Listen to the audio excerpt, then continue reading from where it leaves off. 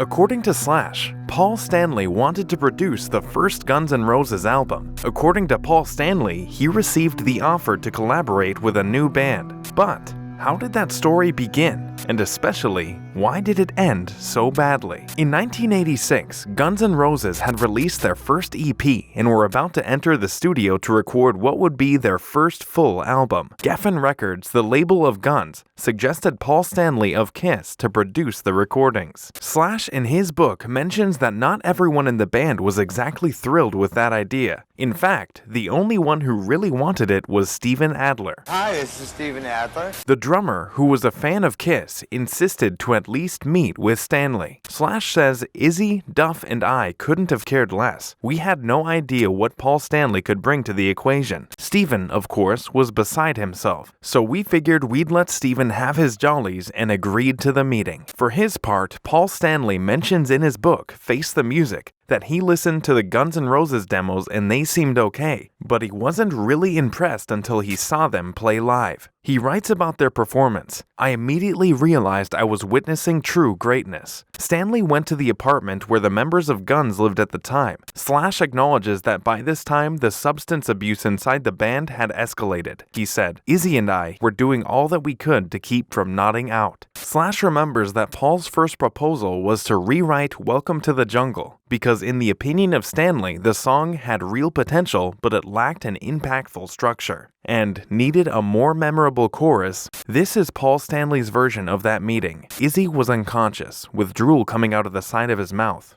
It wasn't clear whether he was sleeping or dead. Duff and Steven were very nice. Later, he realizes that the half-comatose, curly-headed lead guitar player, that's a quote, was the same guy who auditioned to play in Kiss a few years earlier, making reference to Slash auditioning to play on the Creatures of the Night album, in which he was discarded for being too young. According to him, the song that he suggested to modify was Night Train, and after his comments, Axl Rose never spoke to him again. Ever.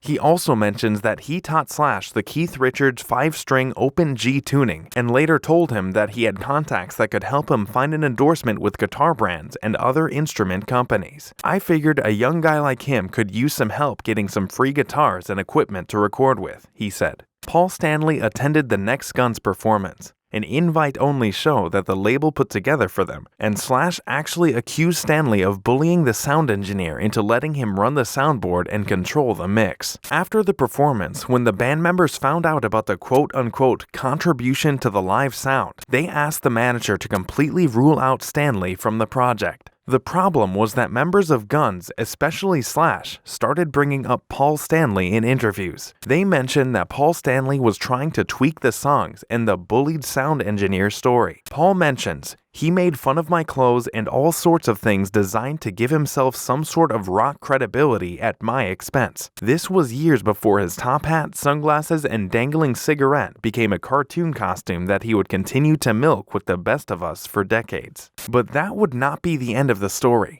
By the time the band had entered the studio to record what would become Appetite for Destruction, eventually Slash had no guitars to record with because he basically pawned the ones he had. Then he remembered the possibility of endorsements that the Kiss singer mentioned months earlier. When calling Paul Stanley to explain what he needed, Kiss's vocalist replied, "Yeah, I could help, but I won't. You know, one thing you're going to have to learn is to not air your dirty laundry in public. Nice knowing you. Go f yourself." Slash mentions that he apologized to the vocalist in 2006 in the middle of the Kiss tribute VH1's Rock Honors. We left the links to the books in the description. Remember to subscribe.